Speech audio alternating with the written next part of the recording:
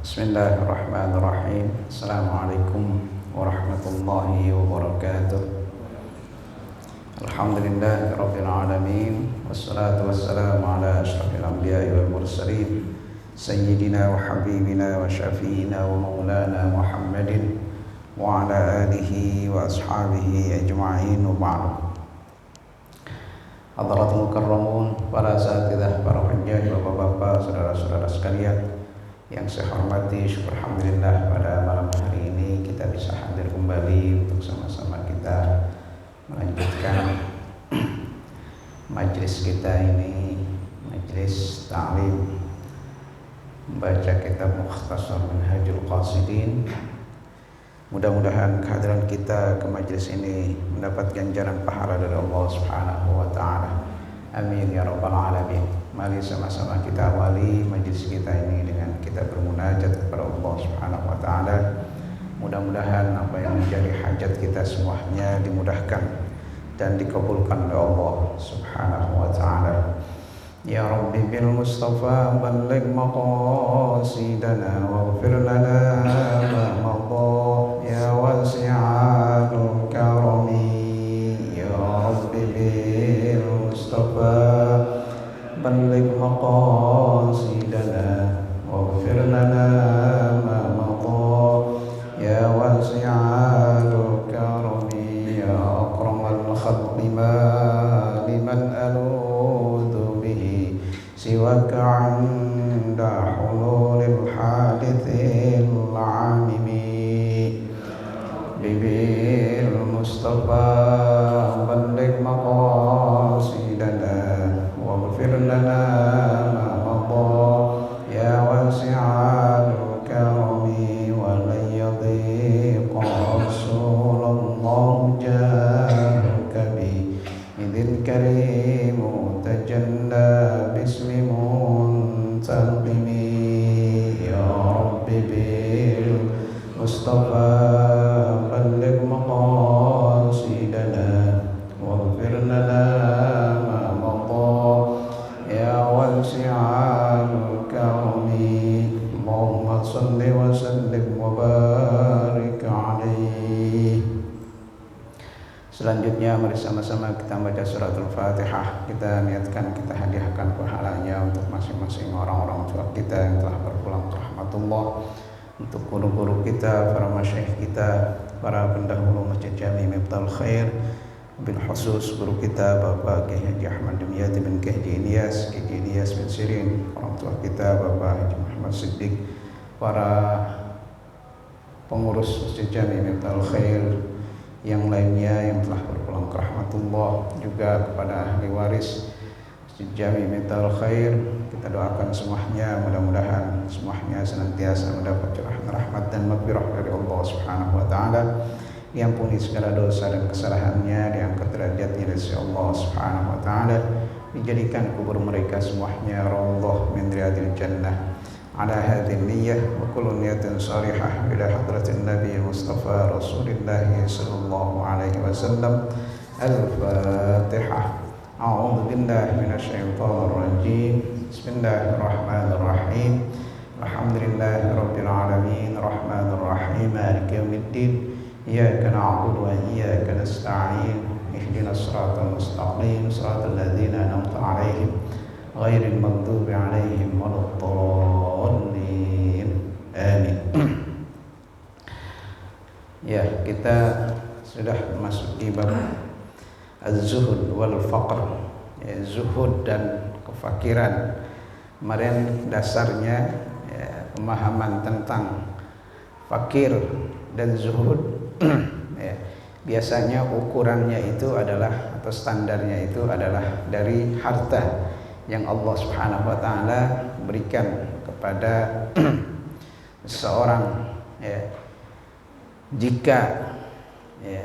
Jika orang diberikan kelebihan harta oleh Allah Subhanahu wa taala, ya, diberikan kemudahan harta oleh Allah Subhanahu wa taala, kemudian orang itu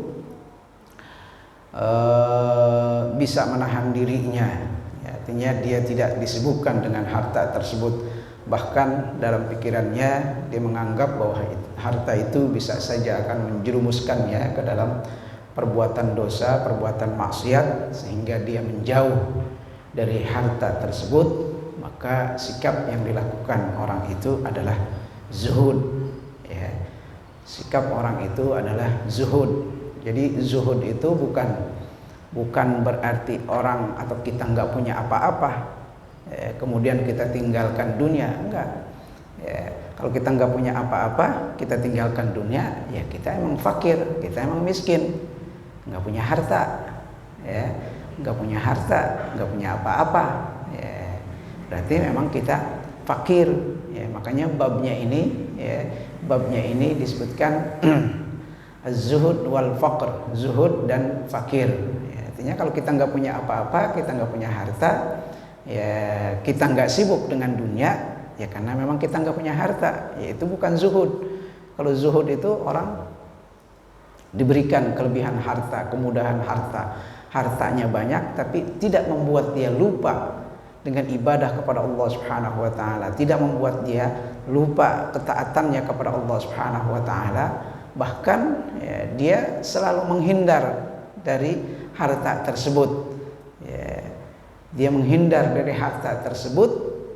Nah inilah yang disebut dengan sikap zuhud. Dulu para sahabat banyak yang kaya, tapi kekayaannya itu tidak membuat mereka lengah untuk beribadah kepada Allah Subhanahu wa taala, tidak membuat mereka lengah dari ketaatan kepada Allah Subhanahu wa taala.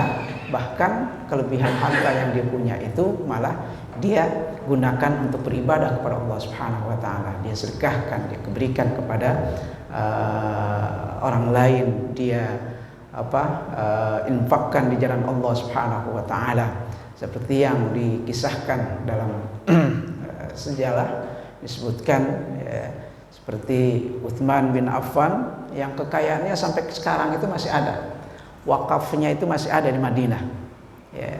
Sumur yang pernah dibeli dulu dari orang Yahudi itu masih ada sebagai bukti, ya. Sampai sekarang itu pemerintah Arab Saudi, ya, membuat wakaf khusus dari kekayaan Utsman itu, ya, yang memang dari dulu ada kebun kurma, ya, yang diwakafkan dan terus dikelola. Nah itu kekayaannya terus dimanfaatkan sampai sekarang, ya, wakaf Utsman, ya. Kalau dibuka di YouTube, ya, itu ada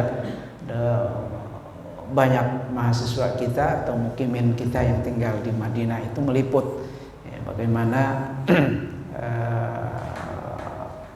warisan dari Utsman bin Affan, ya. Abdurrahman bin Auf, ya, itu juga orang kaya, saudagar, ya, tapi kekayaannya itu, ya, digunakan untuk jihad di jalan Allah, diberikan kepada Rasulullah SAW yang membutuhkan biaya dalam menegakkan kalimat Allah Subhanahu wa taala. Banyak lagi para sahabat yang lain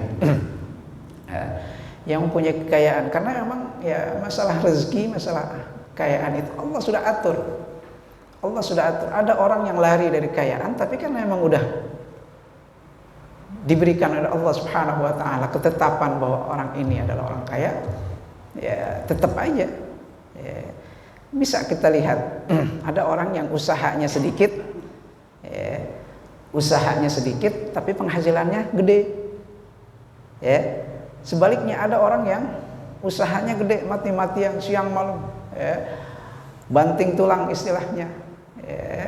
Bahkan dia korbankan semua waktunya untuk kerja, ya, tidak disisakan, ya, untuk dia beribadah kepada Allah Subhanahu wa taala.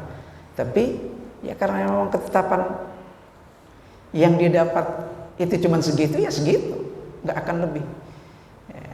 Dalam hadis qudsi kan disebutkan demikian, ya, kalau kalian berusaha, ya, bekerja siang malam, ya, kemudian bahkan kalian lupakan, tidak sisakan waktu untuk beribadah kepada Allah Subhanahu wa taala, kalian tidak akan dapat kecuali apa yang telah ditetapkan oleh Allah Subhanahu wa taala, ya. Makanya, ya, berkaitan dengan harta ini, ya, atau ya rezeki ini, ya kita bukan berarti tidak tidak boleh bekerja atau nggak perlu bekerja ya karena memang rezeki sudah ditetapkan. Enggak, ya, ikhtiar ya, untuk kita bekerja itu namanya ikhtiar. Ikhtiar kita itu wajib, harus kita kerjakan, ya, kita lakukan, berikhtiar, bekerja. Nah, selebihnya ya kita serahkan kepada Allah Subhanahu wa taala. Ya, makanya dalam bekerja, dalam mencari harta, dalam mencari nafkah itu ya, jangan sampai kita korbankan semua waktu kita hanya untuk harta, hanya untuk urusan duniawi. Ya, sementara ada kewajiban kita, ya, khususnya kewajiban kita kepada Allah Subhanahu wa taala. Dalam hal ini adalah kita harus beribadah kepada Allah Subhanahu wa taala. Ya, harus beribadah kepada Allah Subhanahu wa taala, maka harus kita ya, berikan waktu ya, untuk kita beribadah kepada Allah Subhanahu wa taala. Ya, saat beribadah kita beribadah, saat waktunya kita bekerja ya, mencari nafkah ya kita bekerja. Selebihnya kita serahkan kepada Allah Subhanahu wa taala. Ya, Allah yang menentukan, dan Allah memang sudah tentukan kita pada saat manusia berada dalam janin rahim ibu kita ya, saat kita berumur 4 bulan ya, dalam hadisnya disebutkan 4 bulan ya, kan 40 hari ya, 40 hari itu dalam bentuk darah, 40 hari lagi dalam darah yang menggempal ya kan. Setelah 40 hari lagi ya, masuk ke mulai kayak daging, darah yang pekat ya, merah pekat menjadi daging ya, 40 berarti 120 hari. 120 hari itu 4 bulan. Nah, pada saat itu ya, baru datang ya, malaikat atas perintah Allah Subhanahu wa taala untuk meniupkan ruh ke dalam janin ya, yang ada dalam rahim ibu kita selama atau seumur 120 hari atau 4 bulan. Saat itu Allah perintahkan kepada malaikat untuk mencatat atau menulis umur kita ya, kapan kita ya, akan lahir ya, ke dunia, kapan kita akan meninggal, semua dicatat ya, detiknya pun dicatat ya, hari apa, jam berapa, detik ya, lewat berapa gitu ya, semuanya dicatat dengan rinci oleh malaikat yang diperintahkan oleh Allah Subhanahu wa taala, termasuk rezeki kita selama perjalanan kita nantinya ya, hidup di dunia ini sudah dicatat oleh Allah Subhanahu wa taala ya, dicatat oleh Allah Subhanahu wa taala ya, semuanya ya, termasuk jodoh istilahnya ya, jodoh nantinya setelah kawin, apakah kita punya anak atau enggak punya anak ya, berapa anak kita, lahirnya kapan, semua ini dicatat oleh Allah Subhanahu wa ta'ala ya. Itu makanya perihal dengan harta ini ya, kita nggak perlu harus mengorbankan semua waktu kita, semua umur kita hanya untuk harta dan urusan duniawi, tapi mesti harus kita berikan porsinya, mana untuk ibadah kepada Allah Subhanahu wa taala, mana untuk urusan duniawi kita.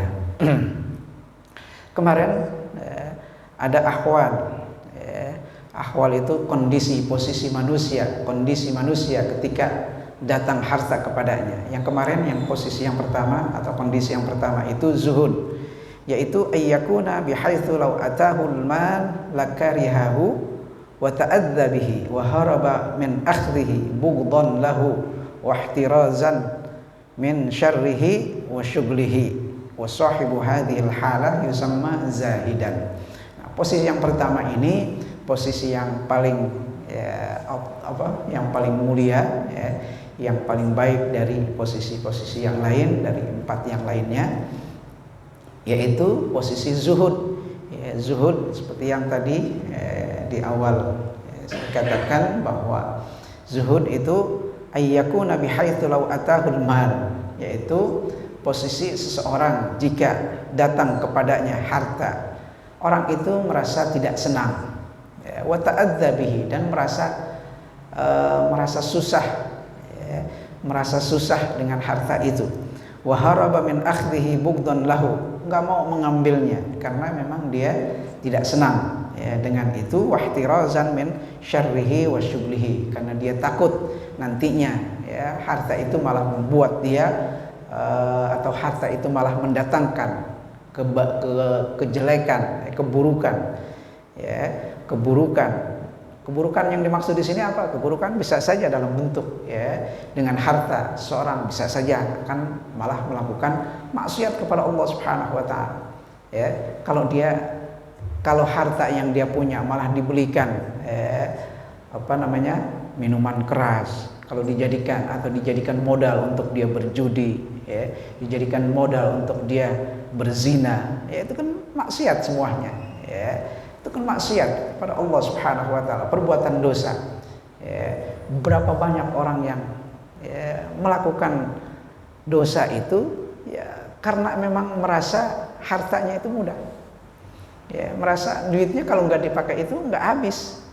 Ya, walaupun ada juga yang mengatakan ya mumpung gue lagi banyak duit, ya, makanya dipakai untuk maksiat kepada Allah Subhanahu wa taala. Makanya beda dengan apa yang diajarkan oleh para sahabat Rasulullah SAW, seperti yang tadi saya sebutkan, Utsman bin Affan, Abdurrahman bin Auf, banyak lagi sahabat yang lain yang Allah berikan kemudahan dalam mendapatkan harta ya.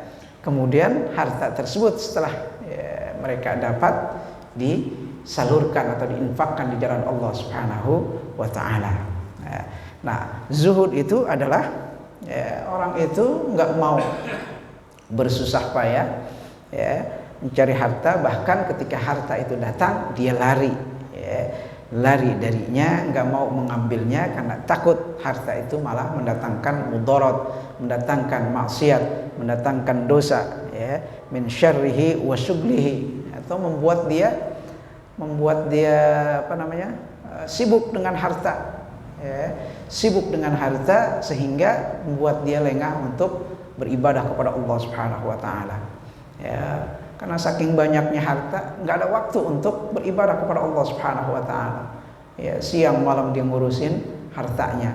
Ya, ada kan yang pernah saya sampaikan ya, cerita tentang sahabat ya, atau di zaman Rasulullah SAW yang bernama Sa'labah itu ya, dia ya, awalnya miskin, akhirnya minta didoakan oleh Rasulullah SAW supaya menjadi orang yang berkecukupan, ya, nggak lagi jadi orang susah, ya, nggak jadi lagi orang miskin. Ya, Rasulullah tahu sebetulnya, ya Rasulullah tahu bahwa orang ini kalau diberikan kelebihan harta, ya, kemudahan harta itu, ya, dia akan lengah untuk ibadah kepada Allah Subhanahu wa taala. Ya, sekali dinasihatin oleh Rasulullah SAW ya, didengar ya, tapi besoknya dibalik lagi, minta lagi, bujuk lagi Rasulullah, sampai akhirnya Rasulullah SAW ya, mau mendoakannya karena Sa'labah ini ya, berikrar, berjanji bahwa kalau memang nantinya dia menjadi orang kaya, dia akan tetap ibadah kepada Allah Subhanahu wa taala. Didoakan sama Rasulullah. Ya, doa Rasulullah nggak ada yang nggak diterima. Ya, Rasulullah kalau berdoa itu pasti diterima oleh Allah Subhanahu wa taala. Makanya banyak para sahabat ya, yang minta didoakan oleh Rasulullah SAW. Ya. Nah, ceritanya ya, Sa'labah ini lama-lama setelah didoakan Rasulullah SAW, yang tadinya punya kambing cuma sepasang, ya, cuma sepasang kambing, ya, lama-lama banyak ya, kambingnya itu beranak pinak itu banyak sampai ribuan, sampai akhirnya nggak muat ya, kandang yang dia punya itu nggak muat, akhirnya dipindah sampai ke daerah tepi atau di luar Madinah ya. Yang menjadi yang awalnya Sa'labah ini orang yang taat, rajin beribadah ya, lama-lama karena dia banyak kambingnya nggak ada waktu untuk ibadah kepada Allah Subhanahu wa taala ya, sampai dia tinggalkan sholatnya ya, ditinggalkan kewajibannya. Bahkan dikisahkan ada sahabat yang datang kepada dia untuk meminta zakat, karena hewan ternak itu kan ada zakatnya, kambing itu ada zakatnya 40, 40 kambing 40 ekor kambing itu udah harus dikeluarkan 1 ekor kambing, itu nisabnya, nisabnya itu demikian, kalau udah ada 40 ekor kambing harus dikeluarkan. Kalau dia punya ribuan, berapa kambing harus dikeluarkan zakatnya. Ketika datang sahabat yang minta zakat kepada Sa'labah itu, dia menolak. Dia menganggap bahwa harta kekayaannya itu adalah harta yang didapat dari jerih payahnya, jadi jerih payahnya. Hanya disampaikan kepada Rasulullah SAW. Ini kisah bahwa kekayaan bisa saja membuat seseorang itu menjadi lupa akan kewajibannya, lupa untuk beribadah kepada Allah Subhanahu wa taala. Makanya yang terbaik itu ya harta, jika kita mendapatkan harta ya kita jalankan atau kita gunakan untuk ibadah kepada Allah Subhanahu wa taala. Di daerah Kuningan ini kan terkenal juga. Dulu para kiai-kiai itu kan banyak yang kaya, banyak yang kaya. Kekayaannya itu digunakan untuk ibadah kepada Allah Subhanahu wa taala. Kita dengar Kiai Al-Mughni. Kiai Al-Mughni itu kan orang kaya. Orang kaya, hartanya banyak. Hartanya banyak, tapi kekayaannya itu digunakan untuk ibadah kepada Allah Subhanahu wa taala, untuk ibadah kepada Allah Subhanahu wa taala. Banyak lagi kita jumpai kalau sekarang wallahu alam kita nggak tahu. Banyak juga yang mempunyai harta, yang punya harta digunakan untuk ibadah kepada Allah Subhanahu wa taala, tapi nggak banyak juga nggak sedikit juga yang diberikan kelebihan harta, tapi hartanya itu digunakan malah untuk bermaksiat kepada Allah Subhanahu wa taala. Baik maksiat itu dalam bentuk dia mengerjakan apa yang dilarang oleh Allah Subhanahu wa taala, atau maksiat dalam bentuk dia tidak menjalankan perintah Allah Subhanahu wa taala. Dua-duanya maksiat kepada Allah Subhanahu wa taala. Bughdan lahu wa ihtirazan min syarrihi wa syughlihi wa sahibu hadhihi al-halah yusamma zahidan. Jadi ada orang yang lari, lari karena takut dari kejelekan yang ditimbulkan dari harta tersebut, wa syughlihi, atau membuat orang tersebut menjadi sibuk dengan hartanya tersebut. Maka kalau orang yang kondisinya seperti ini, datang harta, dia nggak pedulikan, bahkan dia lari, nggak mau disibukkan dengan kekayaan, nggak mau disibukkan dengan harta, kekayaan duniawi ini, ini yang disebut dengan zuhud, zuhud. Kemudian al-halah ats-tsaniyah ayyakuna bihaitsu la yarghabu fihi rugbatan yafrah bihusulihi wa la yakrahuhu karahatan yata'adza biha wa sahibu hadhil halah yusamma radiyan. Nah, di bawah posisi zuhud itu ada yang disebut dengan radiyan, ridho.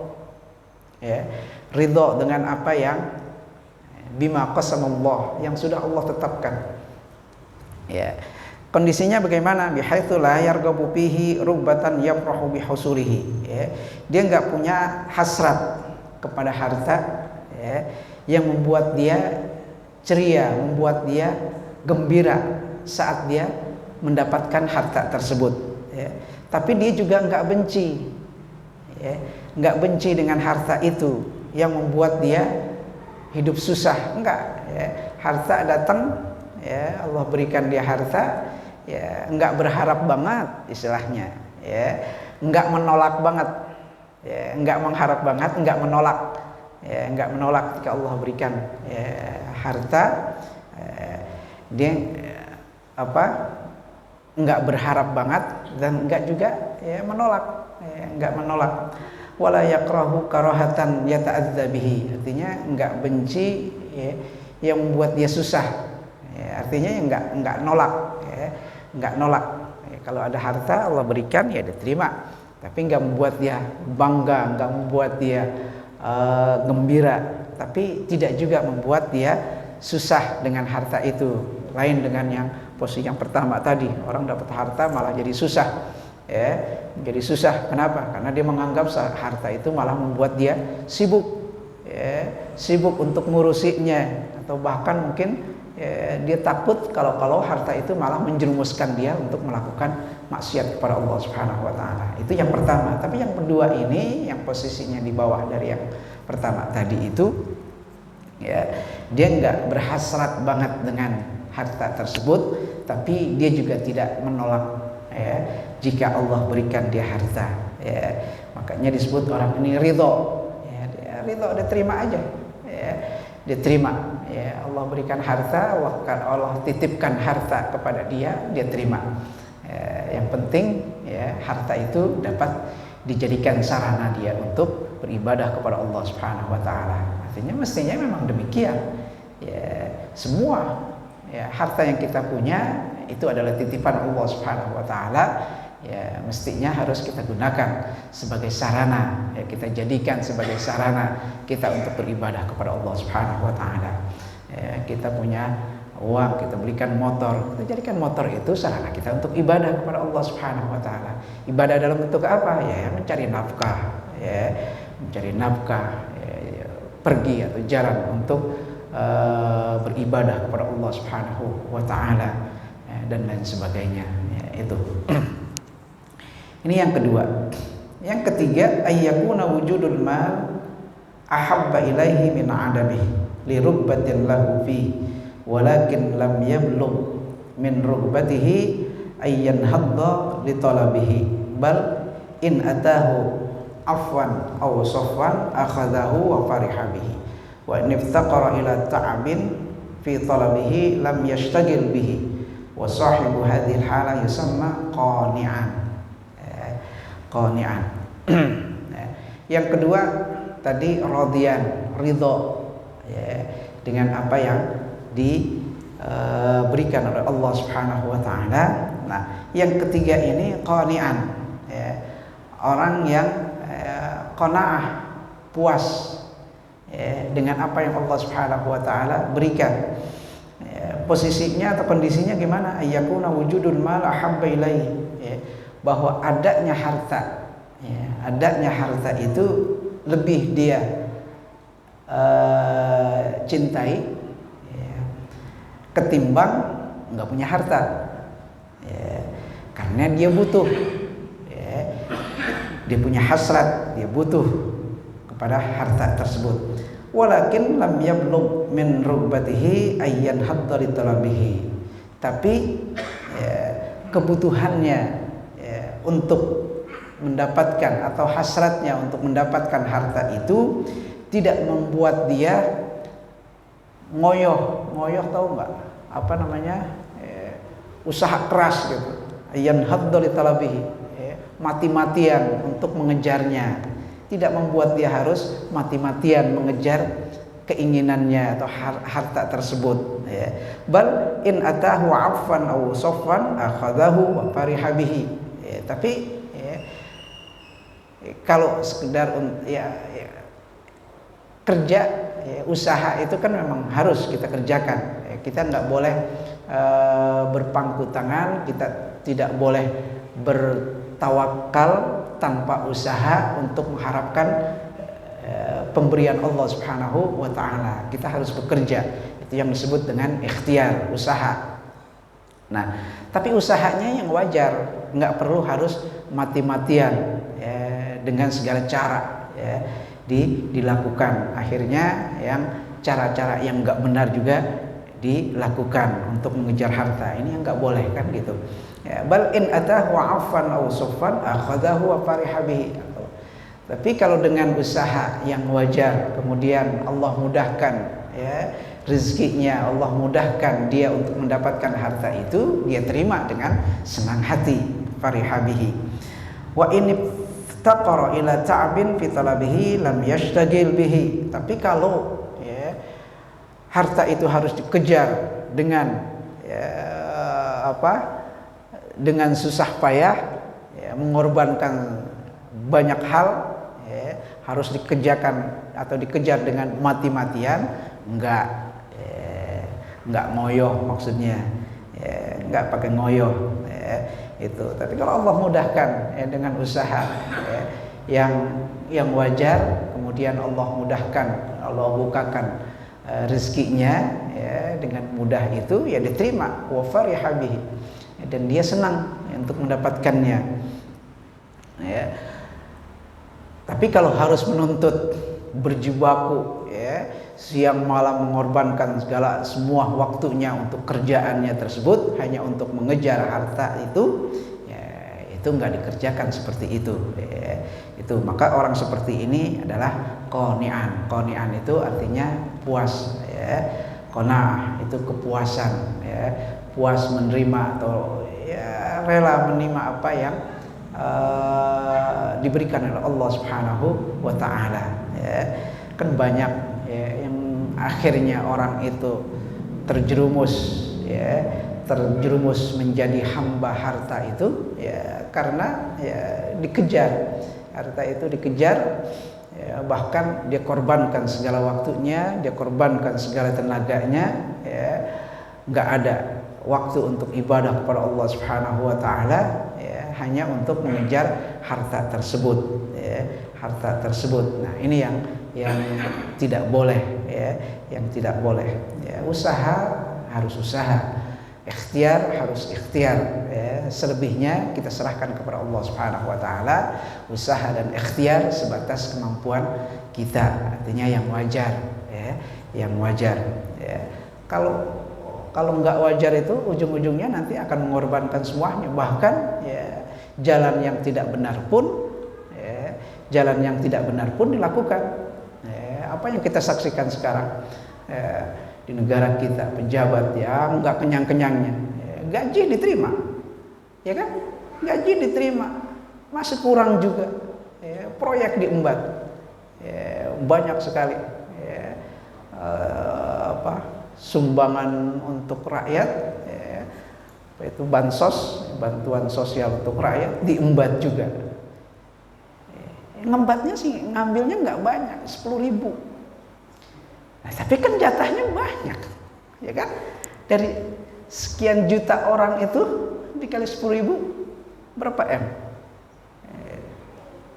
Ngitungnya kalau dihitung dari satu orangnya sih emang nggak gede kan, pengurangannya 10.000 doang konon katanya. Saya juga nggak begitu detail untuk membaca beritanya ya.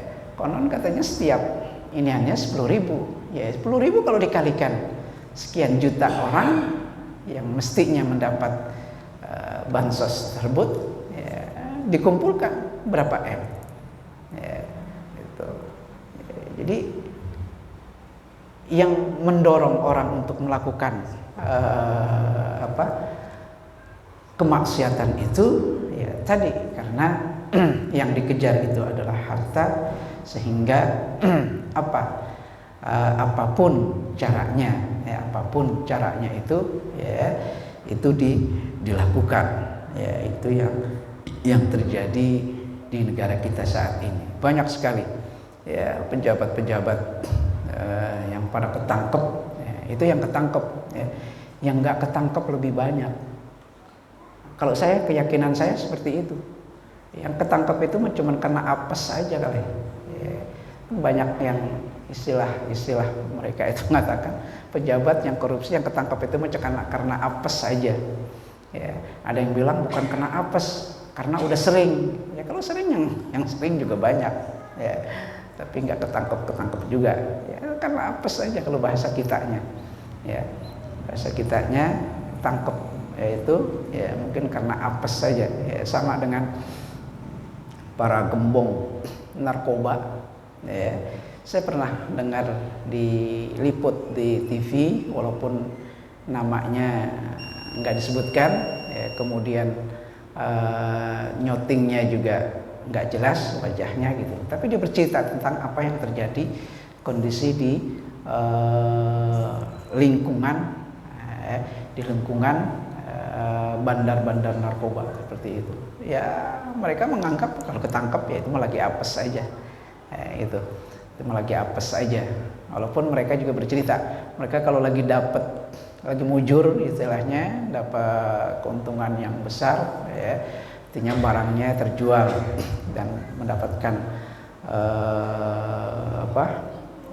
uang yang banyak dari hasil penjualnya, mereka nggak segan-segan untuk berbagi kepada orang lain, ya, berbagi untuk orang lain. Tapi berbaginya itu ya, untuk niatan apa? Ngilangin sial, ya, buang sial, ya, sial. Itu makanya pada saat ketangkep, nah itu karena lagi sial aja, lagi apes aja, ketangkep. Ya, orang-orang yang melakukan kejahatan itu ya seperti itu. Makanya kalau kita lihat kondisi di negara kita, banyak pejabat yang melakukan korupsi dan ketangkep itu, ya mereka menganggap bahwa itu adalah ya karena apes saja, ya, karena apes saja. Banyak sekali yang melakukan, ya, bahkan yang enggak ketahuan pun, yang enggak ketangkep, ya, saya merasa jauh lebih banyak, ya, jauh lebih banyak. Jangankan ya yang atas-atas, yang gede-gede, di lingkungan yang paling rendah pun ya, pegawai ya, yang tingkatannya di bawah, yang rendah itu ya, banyak juga melakukan perbuatan-perbuatan yang tidak terpuji, ya, perbuatan-perbuatan yang tidak terpuji. Ar-rabi'ah, yang keempat, ayyakuna tarkuhu lit-talab li'ajzihi wa illa fa huwa raghibun fihi law wajada sabilan ila talabihi bit-ta'ab la talabahu wa sahibu hadhil hala yusama al-haris. Al-haris itu maksudnya orang yang mempunyai keinginan besar, ya. Nah, kondisinya gimana? Dia meninggalkan harta karena memang dia nggak bisa untuk mengejarnya, atau untuk melakukan perbuatan, melakukan pekerjaan yang menghasilkan harta itu nggak ada kerjaannya, nggak ada kerjaannya atau nggak mampu untuk melakukannya, ya, di ajzihi wa illa fa huwa raghibun fihi, ya, padahal dia punya hasrat kepada harta tersebut, ya. Dia punya hasrat, punya keinginan kepada harta tertentu, ya, tapi untuk bekerja mendapatkan harta itu, nah, dia nggak mampu, ya, dia nggak mampu untuk melakukannya. Li ajzihi law wajada sabilan ila talibihi bitta'ab la talabahu. Seandainya ada jalan, ya, seandainya ada jalan yang bisa dia lakukan, yang bisa dia kerjakan untuk mendapatkan harta itu, ya, walaupun harus dengan bersusah payah, maka akan dikerjakan, ya, maka akan dia kerjakan. Ini kondisi seperti ini adalah orang yang al-haris. Al-haris itu orang yang punya keinginan gede, keinginannya gede untuk mendapatkan harta, tapi dia nggak mampu untuk melakukan hal tersebut atau pekerjaan yang membuat dia mendapatkan harta tersebut. Dia nggak mampu. Seandainya ada jalan lain yang mudah, yang mampu dia kerjakan, walaupun dia mesti harus bersusah payah, ya, maka akan dikerjakan, ya, maka dia akan kerjakan. Nah, kondisi yang keempat ini adalah al-haris, ya, al-haris. Kemudian yang kelima ini al-muttor. Al-muttor itu adalah orang yang terpaksa, orang yang nggak punya harta, ya, untuk makan nggak ada, untuk pakaiannya nggak punya, ya, pakaiannya nggak punya, ya, maka dia harus mengejar bagaimana supaya dia bisa ada yang dia makan, ada yang dia pakai pakaiannya, ya. Makanya kondisi yang seperti ini disebut dengan muttorun. Muttorun itu artinya terpaksa, ya, terpaksa harus dicari, ya, terpaksa harus dicari, ya, harta itu, ya, karena harta itu, ya, yang dia cari itu untuk menutupi kebutuhan dasarnya. Kebutuhan dasarnya apa? Ya untuk makan, untuk minum, ya, untuk dia pakai, karena nggak punya pakaian, karena nggak punya makanan yang akan dia makan, ya. Ini yang kelima, ya. Beginilah, ya, posisi, ya, harta itu jika dinisbahkan kepada seseorang. Ada orang yang menolak, ya, itu orang yang zahid karena takut harta itu malah membuat dia menjadi sibuk untuk mengurusinya. Ada orang yang ridho, ya, dia nggak nolak, dia nggak juga ngoyoh untuk mencarinya. Ya, apa yang Allah berikan, ya dia terima. Itu orang yang ridho. Ada orang yang qanaah, ya, orang yang puas dengan apa yang diterima dari Allah Subhanahu wa taala. Adanya harta dengan enggak adanya harta itu ya sama aja bagi dia.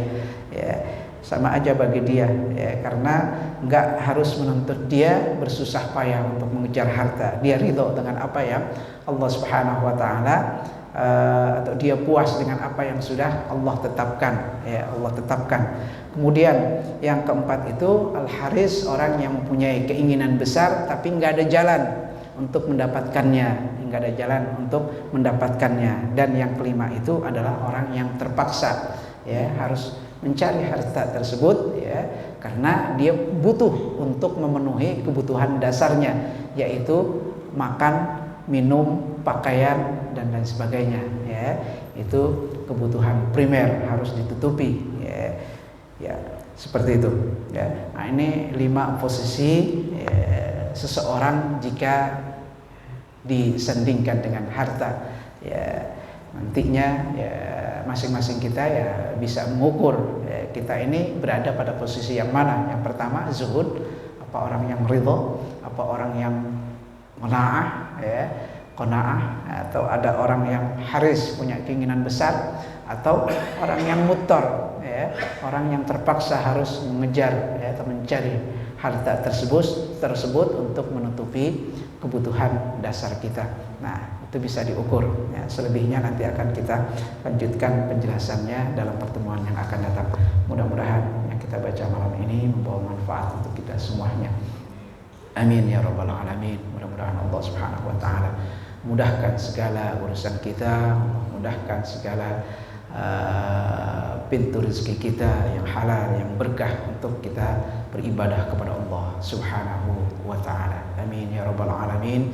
Ya arhamar rahimin, ya arhamar rahimin, ya arhamar rahimin. Farij 'alal muslimin, ya arhamar rahimin, ya arhamar rahimin, ya arhamar rahimin. Farij 'alal muslimin.